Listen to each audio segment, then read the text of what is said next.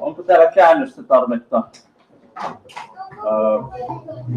Would you be able, if that's yeah, could you please say it? Наверное, кому нужен русский перевод, вы будете?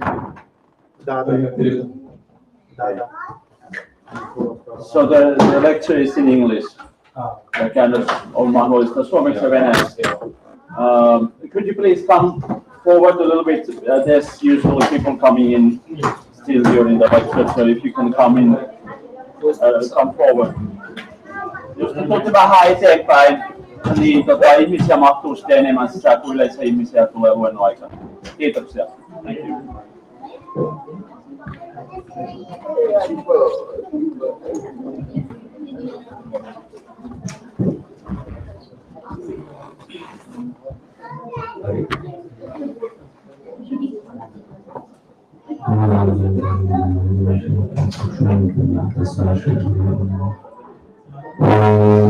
Namo Bhagavate Vasudevaya.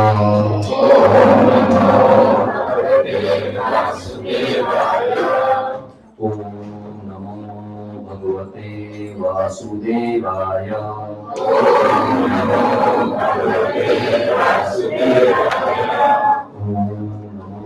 Bhagavate Vasudevaya.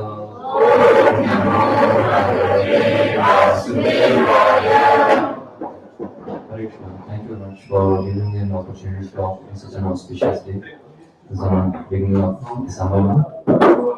And what you see in the background is our Sri Prabhupada, who will be discussing and his contributions and what is significant this month. So that is what we will be discussing today. And Sri Prabhupada mentioned that whether you remember anything or nothing in life, but at least if you remember only this Maha Mantra, Hare Krishna, Krishna Krishna, Hare Hare, Hare Ram, Ram Ram, Hare Hare. That is going to make our lives perfect if this becomes part of our life. Now, I had different plans for the presentation today, but last week I realized that it better be continuing on what we did last week. So before we proceed further, I'll begin with a short video, something in lines with what Sri Prabhupada said. So then we'll set the tunes and then we can proceed further.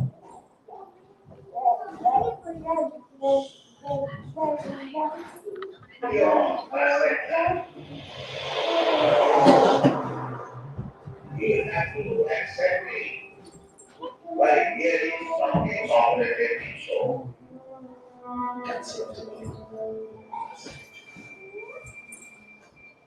If you want to see your actual father, you ask your father already.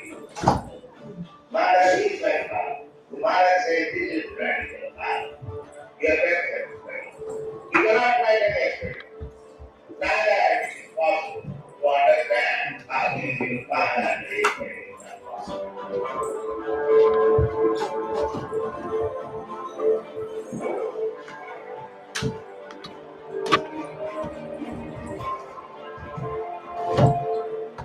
We already human beings.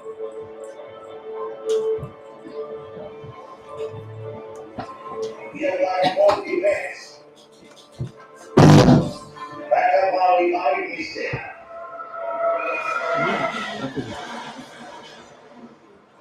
In the man, we are in mistake.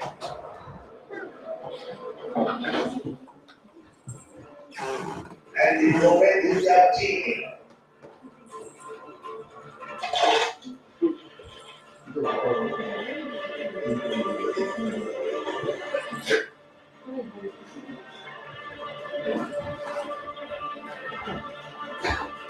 The so-called scientists, they theorize it may be perhaps, what is this knowledge? Perhaps it may be deliberate knowledge. That's not cheating.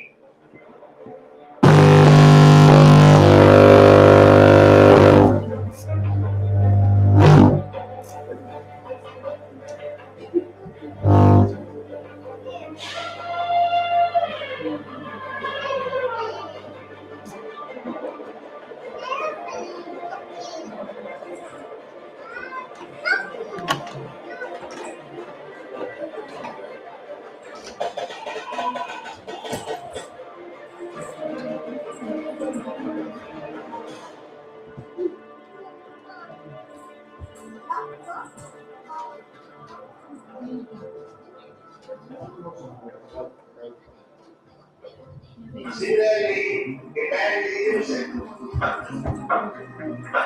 The example I give is the mind. It's very watching it. Someone we can find before your God, there is God. Reflection. This is called illusion. There is no order. When you can hear, there is mass.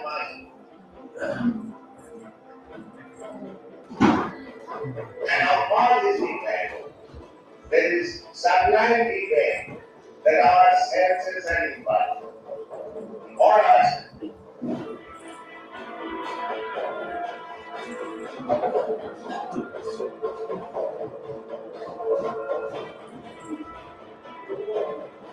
With our eyes, we see the sun, but we see just like it is. We do only 5 we see a planet which is more than 100,000 times bigger than this planet. We are seeing just like it is. That means you cannot see very distant place. Or here, so we have to accept this thing that so we are told to commit mistake. We are illusion, we cheat, and our senses are impacted. Then how I can give you perfect knowledge? That's not possible. Then how you can make experiment? This will be other God. That's not possible.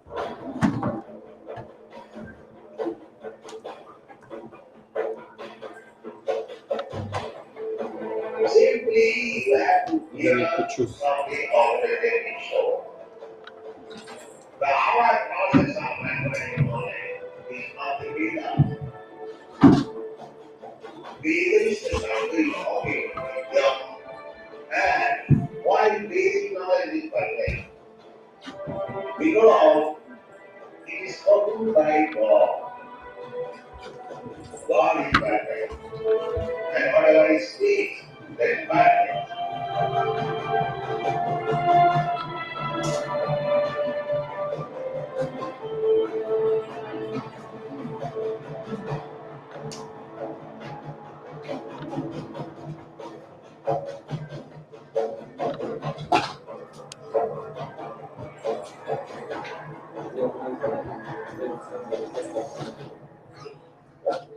Subscribe to our channel and to get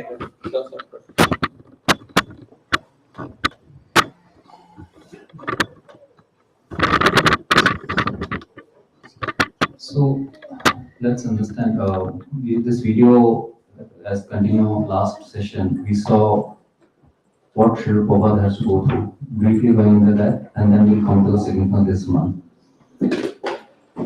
So Srila Prabhupada was the one who was behind this Hare Krishna explosion. So what we see actually the end result, okay, how he became successful. But if we just, for example, in our own lives, if we see what struggles our parents have gone through, we'll be able to appreciate their contribution more towards us. Likewise, what significance of Srila Prabhupada in our lives, what is unparalleled, is that he helped us formulate these questions and answer and help us answer for ourselves these 6 questions. Most of us, we are guided by our senses, and we saw just now that our senses are imperfect, even our thinking is imperfect, and we go by what our gut feel says without understanding that even gut feel comes from Krishna. So the day we start understanding that there is some higher intelligence which is acting, and because of that I am working toward force of nature, then we come to this conclusion. And sometimes we come to this conclusion when we have enjoyed life quite a lot, or being quite a lot frustrated with everything. Then we start thinking, actually, who am I? And where have I come from? So, and where do I go after that? Basically, what was my past? Who am I? And where will I go? And after answering these basic questions, then we come to this basically why we are here in the first place. In some movies, when they say that some protagonist is frustrated, he says, okay, why am I here? Since you have brought me here, God, so you must be having some purpose. So then we start thinking about what is the purpose. And then if you are not able to think clearly, then we start wondering that if things are not going my way, then there has to be somebody else who's guiding all this. Then we start thinking about God. Is there some God? And who is that God? And how am I related to God? So all these books which Prabhu has written are to help us, guide us and understand and relate and imbibe all these answers. So in the year 1922, he was a very qualified person, he was a businessman, he's a very intelligent person, so he met a Baba or a guru first time. The moment he went there, he was skeptical, like most of us, when we think we are qualified, educated, technocrats or whatever, and then we come across somebody that asks us to come out of our domain and come to some other domain where other person is specializing and we have no knowledge about. Then we are skeptical, okay, this person will try to change me, which I don't like. So we have those thought process and then we are quite skeptical. Likewise, Shinto was also quite skeptical. And he thought, okay, I'll be bombarded because he was coming from Bengal, India, and there are so many people who are actually using magic and all those things. They were quite powerful. So all of them were declaring themselves as godheads or men of God or God themselves. So he was very skeptical, okay, another one in the list. So he went there, but instead of saying anything, instead of he was asking, okay, since you are educated man, you and your friend, why don't you teach Lord Chaitanya's message throughout the whole world? So this thing took him by surprise that this person did not try to preach me anything, but he started looking at me and he doesn't know anything about me. I have not introduced myself. Straight away he is knowing that I am educated and why don't I help him? So that surprised him. So he started following him for many years, and as you can see, after 14 years, Sri Prabhupada actually realized that Krishna started Thakur, he was feeling frustrated. Okay, I'm a family man, and though I say that I'm a guru, but what am I doing to serve my guru?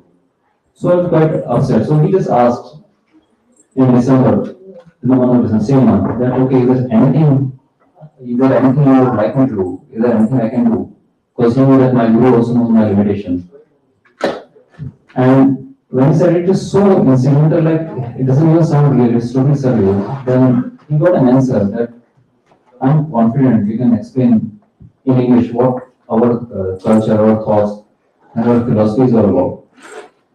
You can talk in English, you can talk in Bengali, you can talk in Hindi. And this will not only benefit you because like it is said that if you are distributing fragrant flowers, so it's not only the person who is listening to the flowers, but the fragrant remains with you also.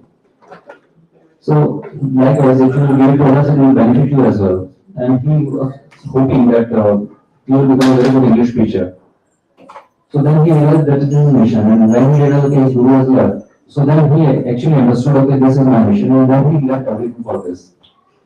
So he says that this minute of book distribution, we will be discussing about that also. That is, I mean, 10% everything is basically for my gurus, my offering to him.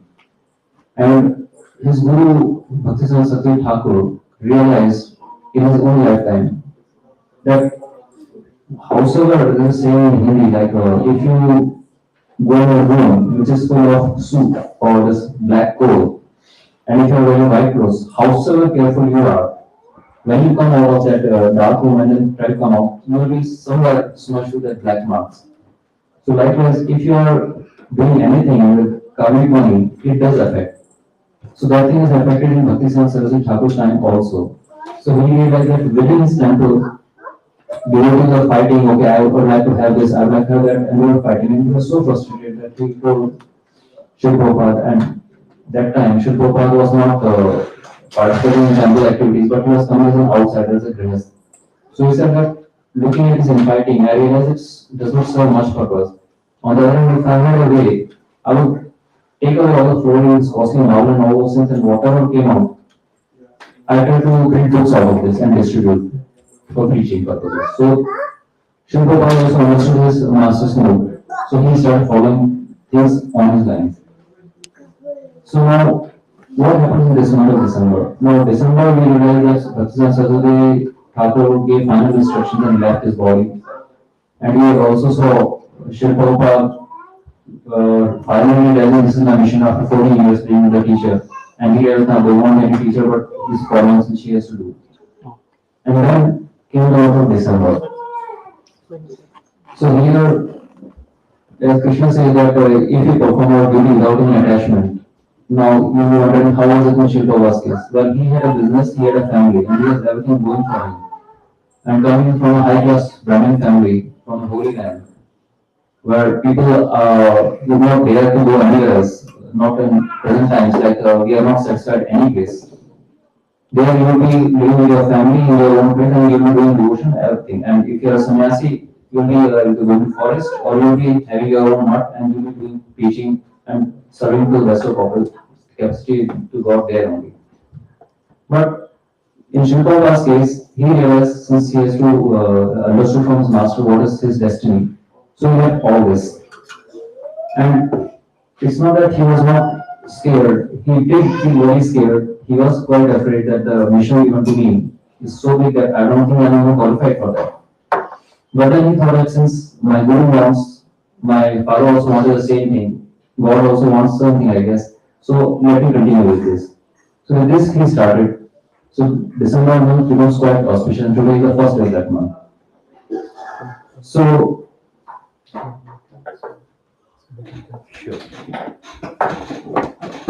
So every year you will find that this day changes. So this year it is December 11th, also known as Moksha Ekadashi. Moksha means basically a liberation to have planets.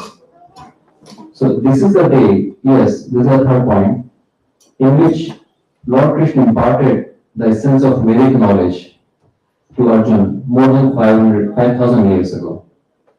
And told him about the goal of life. So a place called Jyotisar Tirth, it's near Jyotisar Sarovar in Kurukshetra, in Haryana, in India. So the statue you see out here, it's basically to commemorate that place. And here you see Arjuna is sitting in his chariot, and Lord Krishna is telling him about Bhagavad Gita, about his beauty. And the one below, you see there's a this Sarovar, or you could say pond, I think, this water body, and you see the tree out there. There's an ashram out there who maintains that this is the tree under which 5,000 years back, 5,000 plus years back, Krishna was giving instructions to Arjuna. So this tree exists. And there are many places where we get this indicator this thing was already an event that was happening. It's not our imagination or some story on the storybooks. So these are the indicators that this has actually happened. So what is Bhagavad Gita all about? Now Gita, those who understand Sanskrit or Hindi will realize it means the word Geet or song. And Bhagavad is basically coming from God. So it could be translated as song of the God. Now, if you say, if you are talking, so what is poetical about it or what is song about it? But if you realize all these instructions, 700 couplets or shloks or verses, they are all rhyming. That's why it is so. And you do come across people, they are talking, you say, okay, they are good and speak talking. But when you realize that the words also which they talk are rhyming like poem, then you start realizing not only they have the knowledge, they have extra knowledge to make it more musical, more melodies for us to hear, understand, and maybe recollect also. So that's why it is called Bhagavad Gita. So it happened just before the Kurukshetra war was about to start, and there were two sections, Panduputra and Kuruputra. Of course, all of them were coming from Kuru dynasty, but Dhritarashtra, being the blind king, was becoming selfish because he has 100 sons or Kauravas. And on the other side were Panduputra, the rightful owners, 5 Pandavas. So they were trying to reconcile, and the situation is this bad that they were not only harassed, they were not given their what was rightfully theirs. So they sent Krishna as emissary or as ambassador to negotiate. But when he came there, he said, okay, you don't want to give your part of your kingdom since you are so attached to it. But a Kshatriya dharma is to rule. So at least give them 5 villages. So they will not ask you for the entire kingdom, everything is yours. Just give those 5 villages so that at least they have 5 villages to take care of.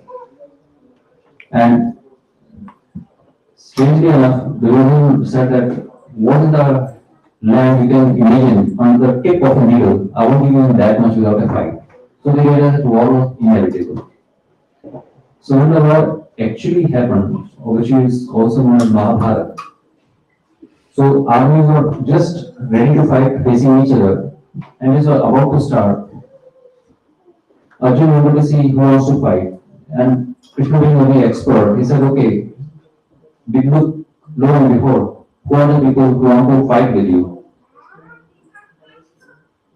And the minute he saw Arjun lost his thought process, he just became totally like amazed, like what's happening? Who are the people who I am killing? And these are my loved ones, my own relatives, my teachers, my friends. How could I kill them? And I don't mind sacrificing what is expected. And in fact, he just wanted to run away.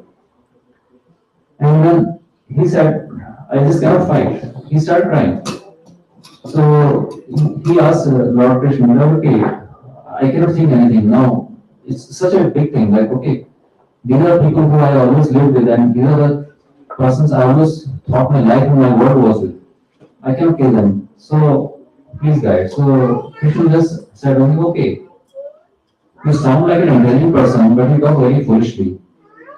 And then Arjun finally surrendered. The minute he surrendered, so Krishna gave up the role of a charioteer or a friend or cousin, which he was, but he took the role of a teacher. And then the conversation which happened between them run into several shlokas, and then those shlokas or the wordings which Krishna was telling Arjun became Bhagavad Gita. So this is what this book is all about, Bhagavad Gita. It talks about what is the actual thing we should be doing. But most of us have seen this book, most of us know about it, but how we read it, because we all have our own experiences. When we are studying in the classroom, all of us are studying, but one of us becomes the topper, and all of us have to fall behind. So likewise, all of us see Bhagavad Gita, but some people move fast, very fast in devotional life, and in their own lives also. There are many people, not only from ISKCON, but great scientists who are quoted Bhagavad Gita as their instruction. So it's not that if you read Bhagavad Gita, you start wearing bhagwa or saffron color and become sannyasi. It's not that. But if you are adding Bhagavad Gita to your life, so whatever you do, become better focused, and what you are doing, you become even better in that. So how is Bhagavad Gita should be read?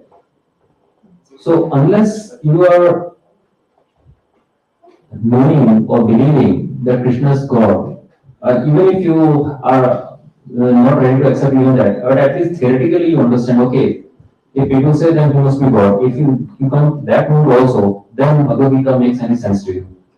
Otherwise, it's just something which you'll be using your course to impress others, but they do not have much effect inside. Because this knowledge, it's the very subtle thing about Vedic knowledge is that it is revealed. You can read, but just reading alone does not make us knowledgeable. Like we can be intelligent, but we cannot be knowledgeable. So this knowledge, if you are you're okay, let's see what you have to say. With that attitude, that knowledge is not revealed. You will be just getting the wordings, but that's about it. So many people actually take this knowledge instinctively, but there's some people who manipulate, who know the power of this, they manipulate, and they try to give it their own interpretations. So if you have, there are many politicians also who have come out with their own versions of Bhagavad Gita. So that's where Lord Krishna tells that basically what is the significance of parampara? It comes right from Lord Vishnu to us. So basically, that's why Krishna was telling you that this what is disciplic succession. Here, Arjun became a disciple, and since Arjun was friendly, favourable to him, that's where Krishna started explaining him, and that's why Arjun could understand. And that's where Guru is also needed. So when you get knowledge from the Guru, it's said that the Guru has seen Krishna. Because how can I tell you about something which I don't know? Like for example, many foreigners go and try to learn Finnish language from Finnish teachers. But if there is some foreigner who is coming out there, if they realize at some point the foreigner is making some mistakes, because the foreigner has also learned from somewhere else. But if you pick up a native Finnish person who is educated, then that person will not only tell you what Finnish language is all about, will go like this in Bhagavad Gita, will go into subtle aspects, maybe rhyming, will talk some other subtle aspects, how you have to think, how people say, will be more related to that. So that's where Parampara and Guru come into the picture. So you have to have this knowledge, considering that Krishna is God, and have a Guru and disciplic succession in which who is coming from the Parampara. Now, it is quite possible that you say, okay, the thing is that I just have this book, but I don't have the person who can guide me with this. But if you have the surrendered mode, then Krishna will send Guru also. Right time comes, and that's what this month is all about, and why we are going to such subtleties, because that will explain both the mood of this month and this movement, and of course in his own life. So it started in this month only, Christmas Marathon. It happened in America. This is also called book distribution month or marathon month. So on 22nd December 1972, as I told you, there's lunar calendar, so this year it is 11th December, but then it was 22nd December, 3 days before Christmas. So there were some devotees in Los Angeles. They noticed that, like you see, there's even now, if you go out, there are many big showrooms and storerooms, and then they have having some sale, and there are like festivities, and people are being attracted out there. And generally here, shops are closing after 8 o'clock itself, unless it is 24/7 type of shops. So, but then they noticed that shops are still open at midnight, and people are going and buying things and spending their money. So they realized, okay, how about we try to distribute books, and let's try how it works. So they realized that suddenly one person like Rameshwaram Prabhu, he had sold just 24 books day before, and that day he ended up selling 650 books. So he was shocked, like 24 and 650, it's a huge jump. So they did, and they did from 23, 22, 23, 24, because 25th is Christmas itself. So they just did for 3 days. And they realized the numbers had jumped. And then when Shilpapa understood, then he realized that those who are participating in this, they will all go back to Godhead. So they are distributing Krishna's message. And that's where this Christmas marathon began. And what was the history of distribution? Sri Jiva Goswami had also sent books from Vrindavan to Mayapur. Vrindavan is in Uttar Pradesh and Mayapur is in West Bengal. And Narottam Das, Srivas and Shavan Prabhu, they were distributing books out there. And actually Bhakti Viswanath Bhakti Vinod Thakur, they sent books to Western libraries. Because when Shri Prabhupada went, he realized that my libraries, they had their Guru's books. And Bhaktisiddhanta Saraswati Thakur had established printing presses. He used to call Milan, like you saw, these have been played here also.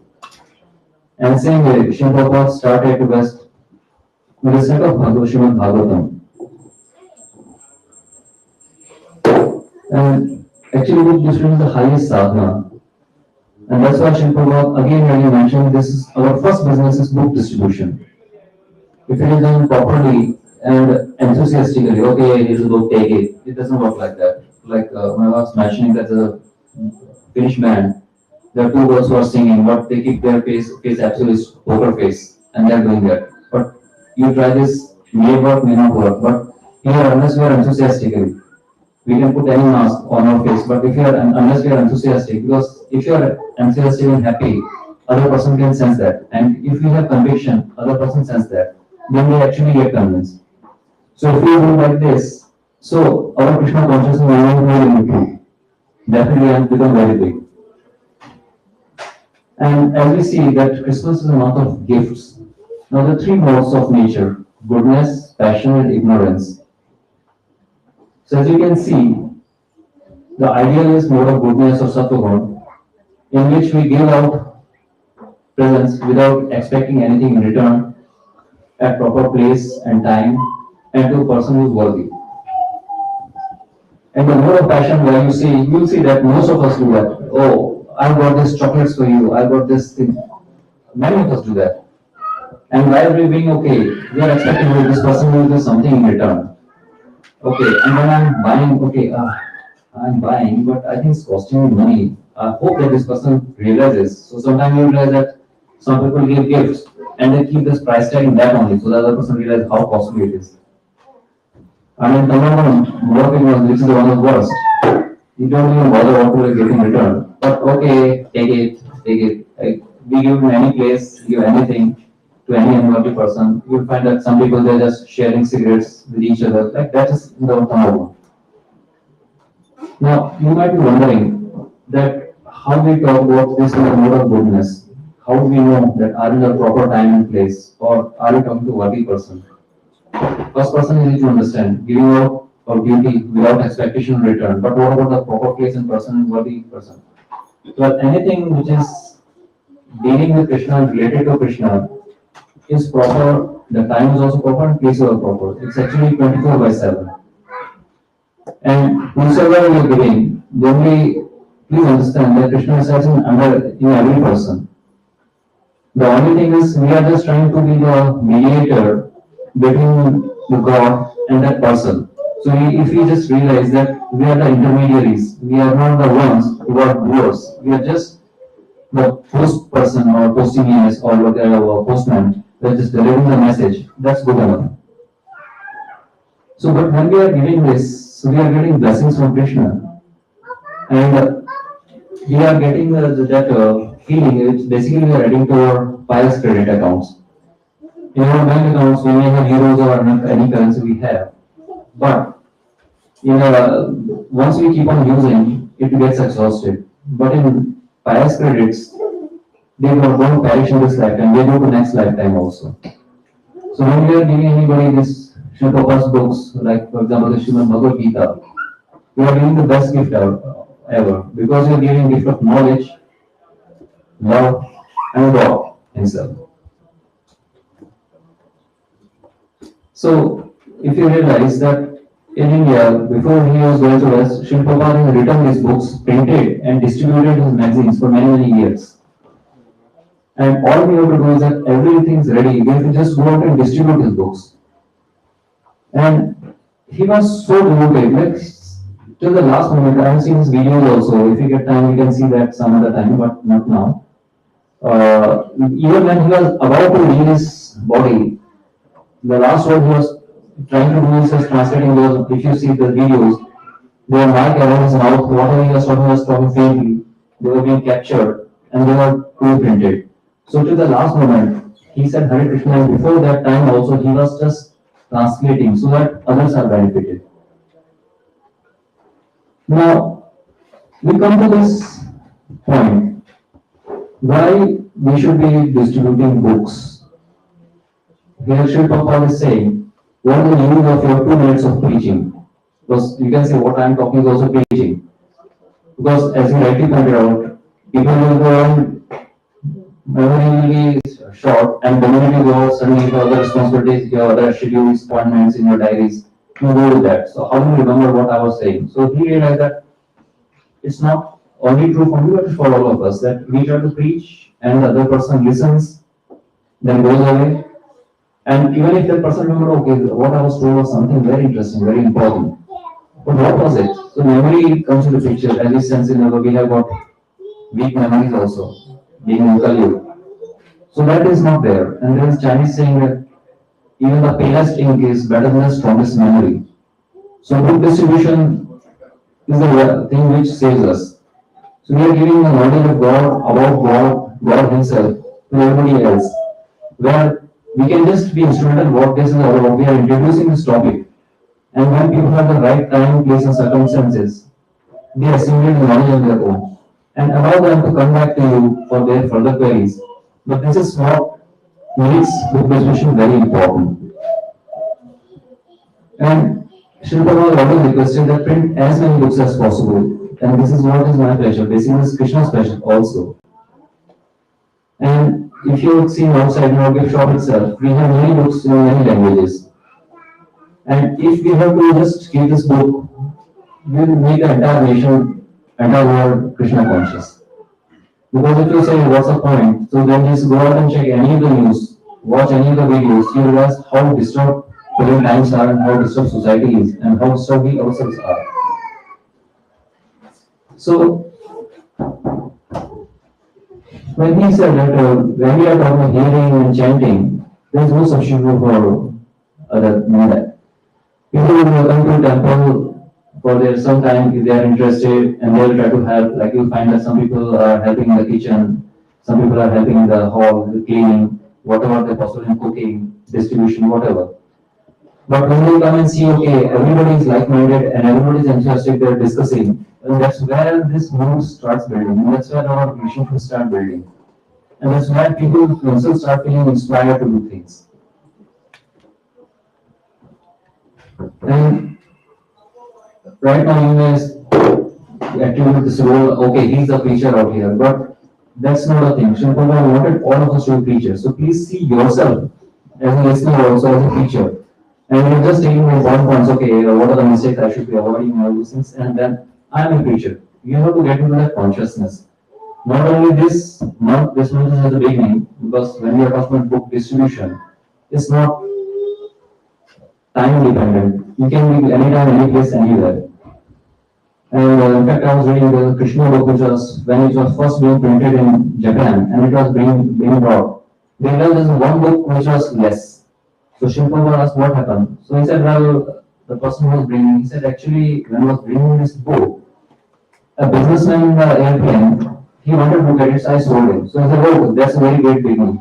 So one book is already sold, and we go with that. So basically, there's no time, place, consensus. It's auspicious thing, so it is good all the time. And when we are giving this book distribution, we have to give attention. It's not okay, you take this book, okay, where's your money? I don't know. Just have focus on that. And you see sometimes people are buying, but they have some, you can see from their looks that they want to know something more. Then you can just tell them, okay, this how it can be. So we have some, I think, books also, and some we have cards where you can contact person, reference persons, because when you are going, suddenly it's very difficult. So that's the reason of visiting cards. You give so the person can contact you when they have time. And you can invite these people, okay, you're taking these books, you please take this book and come to temple, you can attend other programs. Because when I was in Bombay, I think we are talking about the year around 2000 to 2010. That time we were doing distribution and we were standing in front of a railway station. I was focusing on New Bombay side, so Vashi and Sankara, two railway stations. So we were just trying to sell books. Now it's nobody mind then. We have told that even if somebody you don't have to push that book in somebody's mouth, like, okay, we have to buy it. There do people do that, but that's not a good thing. At least ask them, okay, have a look at it, just touch. Even if they are touching, that is also good enough as a preaching. Because when they touch, they feel when the right time comes, they will buy or they will come on their own. But our purpose is to make sure that it is available for them, we are available for them, temple is available for them, if they decide to come. And then we just give them opportunity and encourage by our attitude, by everything. And that's where Krishna consciousness progresses. And what is significance of visiting books? It could be possible that one single book can help many people. If it's in library, it can help many people to become devotees. It can change entire city, entire culture. If it is not distributed, chances are when opportunity is passed away for many people who could have benefited and become devotees. And we are also creating pious credit fortune for ourselves when we are doing this for others, because it's a preaching which we are doing. We are doing following Krishna consciousness. And we have to remember that we are here because we have mercy of Srila Prabhupada. So instead of being selfish, we try to pass on the same benefits to others. So that's why it's called Sankirtan year. And since this is distribution which has started already, so every month Krishna movement focuses on the attention distribution. So you may also give it to others. Because anybody who reads it, you don't know how far will they go. Right now maybe they are just waiting for us to just go and reach them. Now when we are doing distribution, it is not applicable only on others, but it's also on us. Like how can I teach somebody anything in Hindi or Urdu or Sanskrit or English unless I know it myself? So likewise, if I am having those books, I have read it myself, then I can give it to others. So you may allow others to have a feel of it, but you can proceed. Whichever capacity, idea is to just make sure people are aware of it and try to make them avail this of facilities. So parting will say that Srila Prabhupada says that preaching is the essence to spread knowledge about Krishna, and we get great past benefits by giving this sacred text to others, and we perfect our lives and end miseries like birth, old age, disease, and death. You can debate on that also. But most of us at some point have realized that birth, old, disease, and death is not a very good experience, and we can give Krishna to others. Hare Krishna. So if there are any questions or comments, of course there are other things we could discuss, but distribution and all this, but they are slightly advanced at this stage. But if you are interested, we can discuss that also. Hare Krishna. Thank you very much. Any question, any doubts? Any comments? Prabhuji, Yes, Prabhu. it might sound a little offshore from here, but in Bengali community, there is a misconception regarding the pronouns that we use. Prabhu, for example, you just call me Prabhu, I say Prabhu as well. So, Can you speak a bit louder, because if somebody could give him the mic is here. Because there are people who would like to hear your question in the other room also.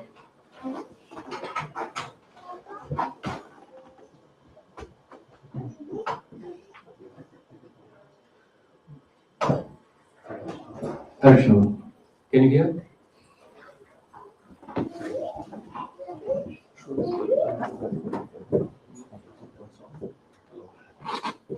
Prabhu, I'll try to speak louder. No problem. This one is functioning. No problem, Prabhu, I can speak louder. So the Prabhu, the So, question is, Sorry.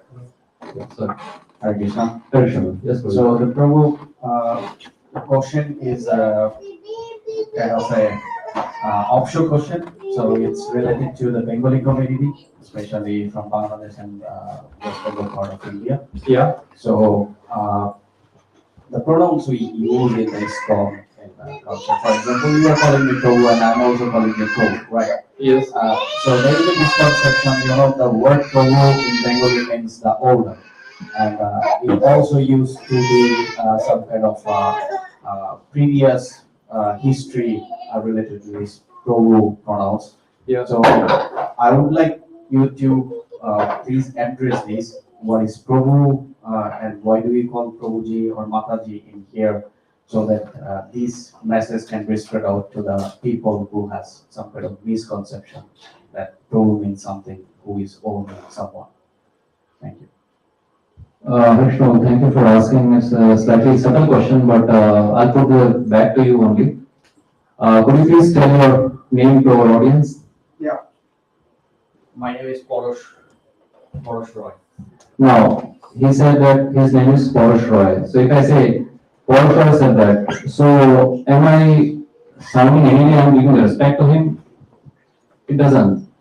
So I have to say, Mr. Porosh said this. I'm not talking, let's not talk very much emotional life also. Let's talk about very simple practical thing. So basically the mark of respect. And you realize that many times, especially if you're in holy places, you realize that people are just falling in front and touching other person's feet.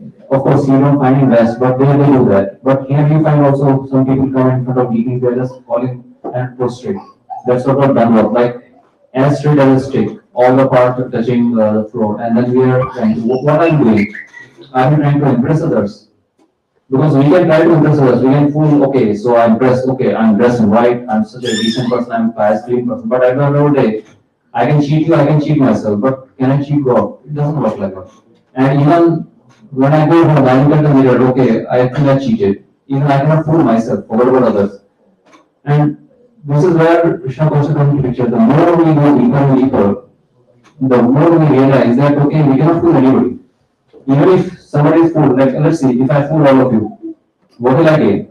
But somewhere down the line, chances are when I meet you in another part, in some other time, place, and circumstances, you'll say, you will sense, if you are sharp enough, you will sense, okay, he tried to fool us.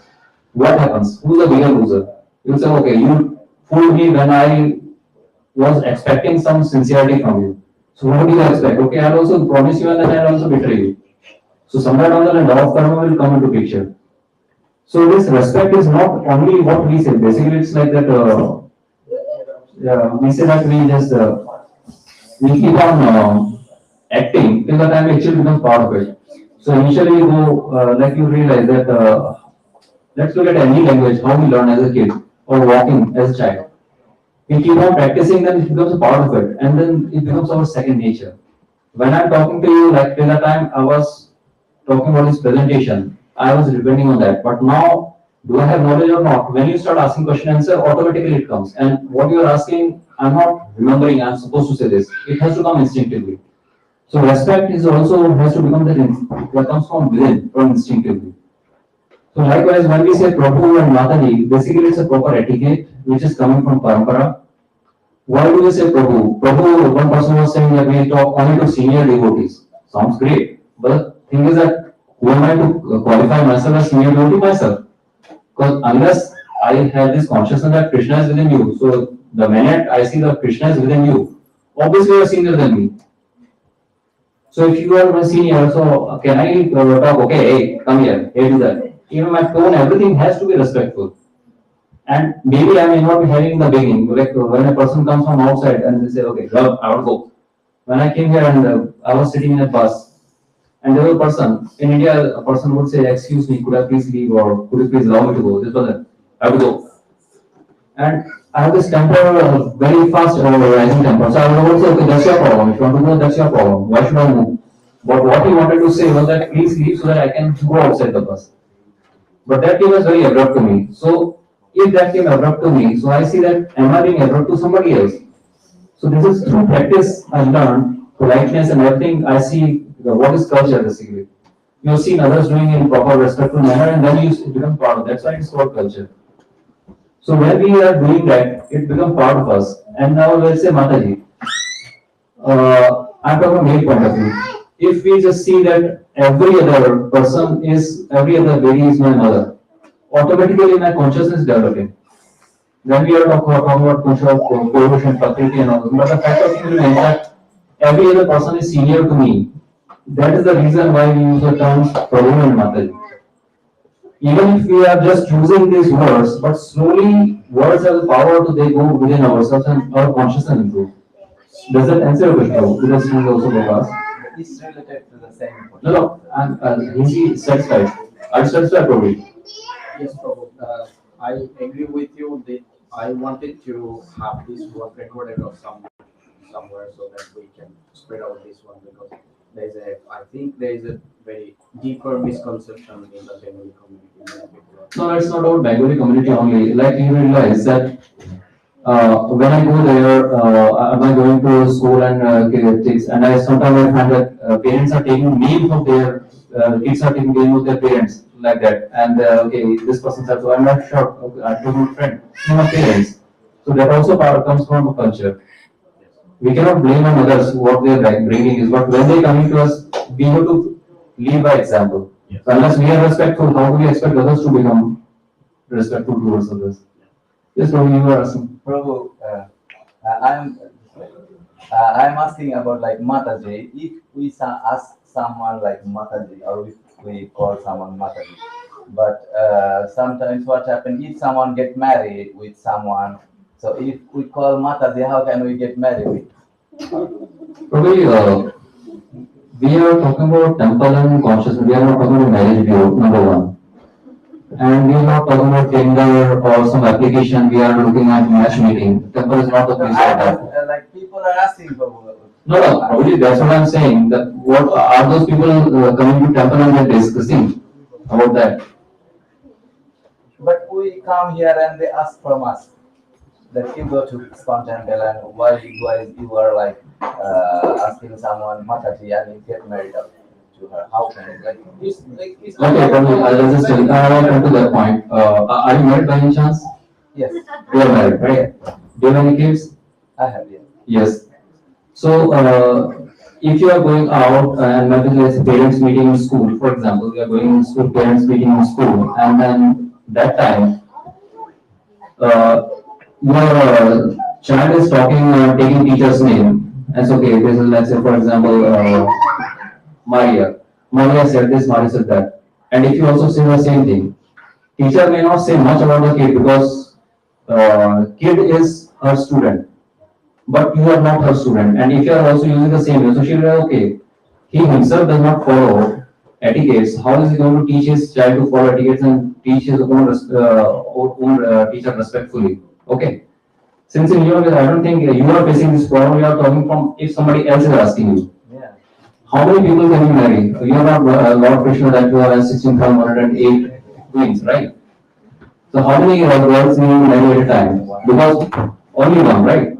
So other than that, you are asking, by the way, let me go a little deeper. Okay, by the way, you are asking about this.